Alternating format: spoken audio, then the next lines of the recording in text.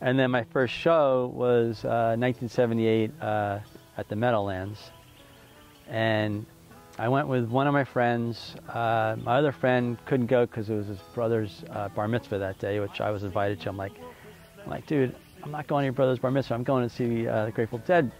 So I'm like, here I am, like 16 years old. We get my mother had gave me I had a car to drive. I had an MGB. Get my MGB. We drive through Manhattan and over to the Meadowlands, and we go to the show. And we had shitty seats, you know, we had shitty tickets. And I'm like, I just see like this constant like ant parade going over the, down over the seats and down to the floor. I'm like to my friend, John, we got to go do that. So we did, we followed, jumped down. And next thing I know, I'm at the stage. I'm like right at the stage, literally. And, you know, we were down there the whole time. And it was pretty amazing. Kind of the favorite Dead show, and I saw them all over the place. I saw over 100 shows. I saw them at Red Rocks. I saw them down in. We did a little bit of a tour. We went. Well, when I first started going to look at colleges with my friend Mike, who missed that first show, we kind of made our college tour wherever the Dead was playing, and his parents really didn't. They found out about it later, so. They gave us their the Lancia, this really great sports car, and boom, we go up to Cornell, and we see not that amazing Cornell show of '77, but we saw, I think it was '79, which was pretty amazing. And then from there we went to Glens Falls. So we checked out Cornell, then we went to Glens Falls, saw a show there. And then another time we went to look at Harvard. You know, I wasn't getting into Harvard, but I went along for the ride. So we looked at Brown. We saw a show at Providence. We went to Harvard. We saw a show in Boston, and then we went up to McGill. And you know, it was just a little bit of seeing colleges, a little bit of seeing Grateful Dead concerts. My father, who was a musician, like in the 40s, he used to play, he had a band. He played sax, and they did shows up in the Borscht Belt of New York, like the, you know, all those clubs that people from New York City went and spent the summer up at. They would play concerts there. Yeah, we were immersed in music. My cousins who lived on our street, my father's cousin, she was a musician. She played with like the Long Island or the Huntington Folk Music Society.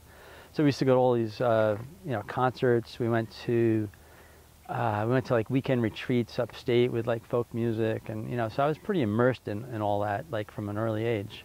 So you're like a third generation hippie.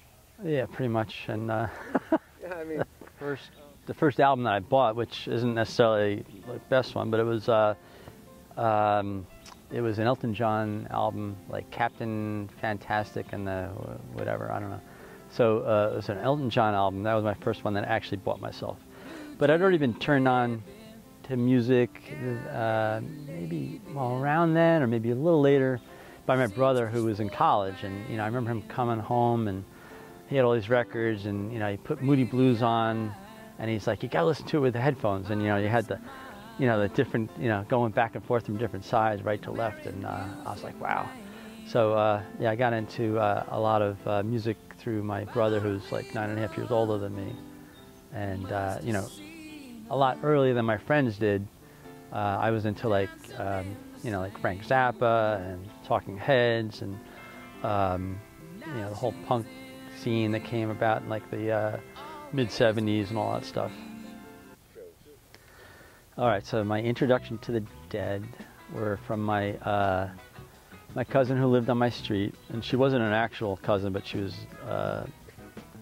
wasn't my real cousin, but she was my father's cousin's stepdaughter, and she was a hippie, and she was really into Grateful Dead, and she's like, check out this music, you know, and for me, like when I heard it, I was like, wow, this is amazing, and it kind of just it hit home right away. I was hooked. You know, I went from I went from like Charlie Daniels and all that stuff to Southern rock with my friends in high school to suddenly just, you know, all about the Grateful Dead.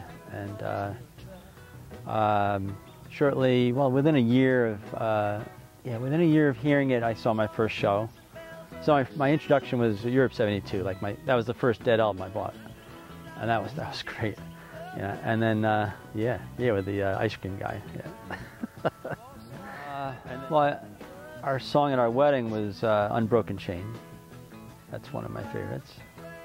Performed by a jazz band with a guy playing the vibraphones. Well, it's FUV has, you know, given me most of my current music listening, just because they're playing stuff that's not on other stations.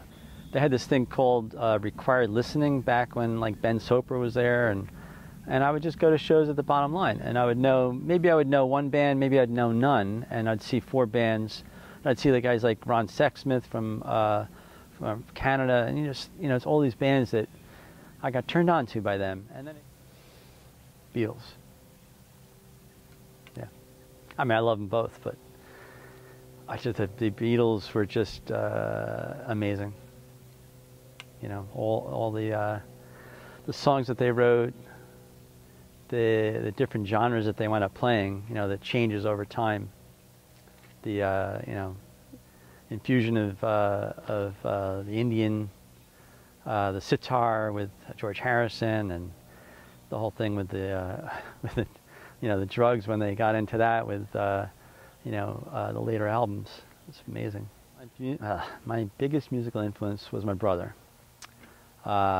He was like almost like a generation older than me, 10 years older. I don't know if that's a generation or half a generation.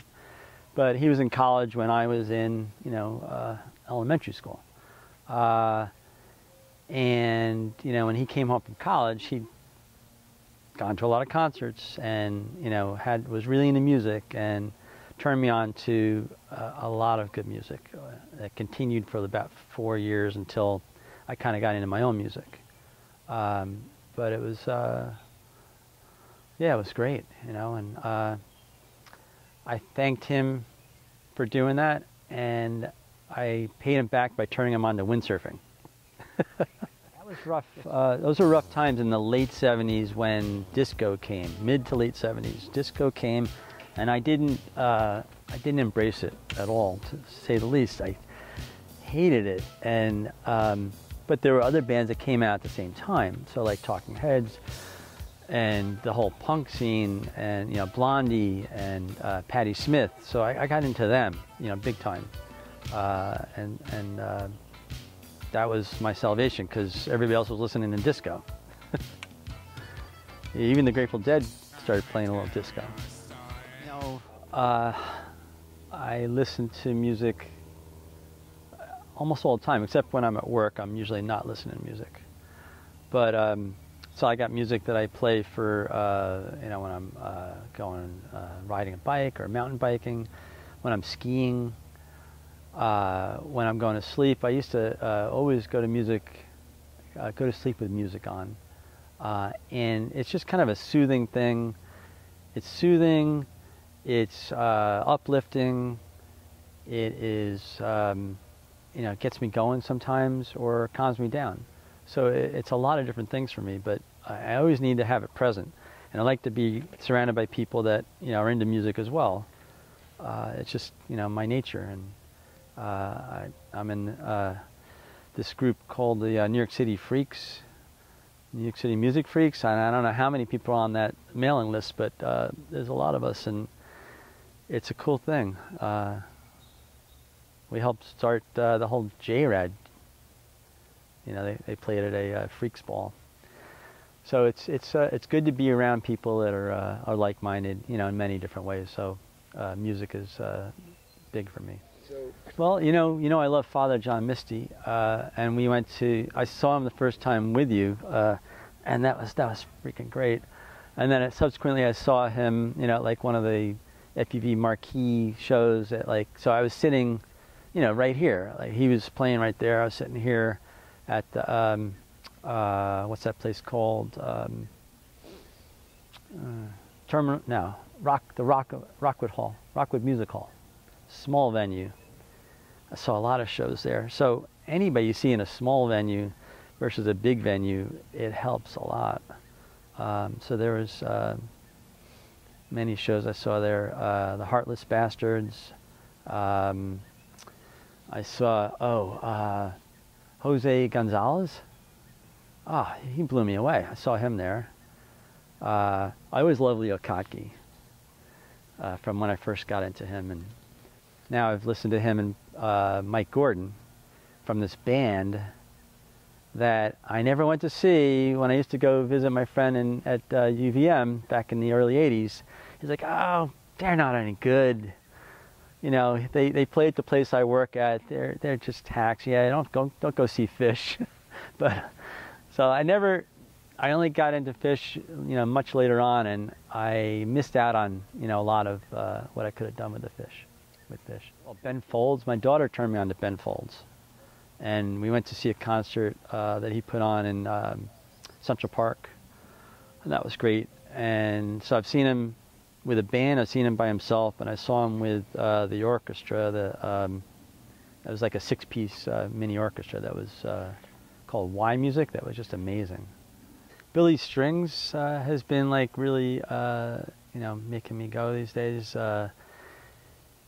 From his bluegrass, newgrass kind of thing, he plays bluegrass in a completely different way. It's like it's fast and it's furious.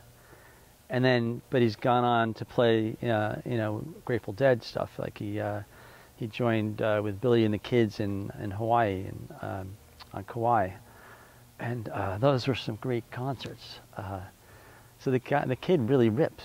You know, he really gets it, and he brings it from a different angle. And I like it when bands bring, you know, maybe not their own music, but other music from a different angle that you can really get behind. So the other band that I have been seeing a lot of over the last few years is J-Rad. It's kind of like whenever they're playing, I usually try to go to every night that I can go to because they're just so much fun. And they're such good musicians, and none of them necessarily came from Grateful Dead backgrounds. In fact, you know, like Joe Russo didn't even like the Grateful Dead. He was like a heavy metal guy. But the way they play it, and, you know, it's like this crescendo of, it's always like uplifting, and then, you know, different nuances into the songs that you never would have expected. And then bringing in like other songs, like from other bands, or even, you know, their music into the context of this song that they're already playing. It's really cool.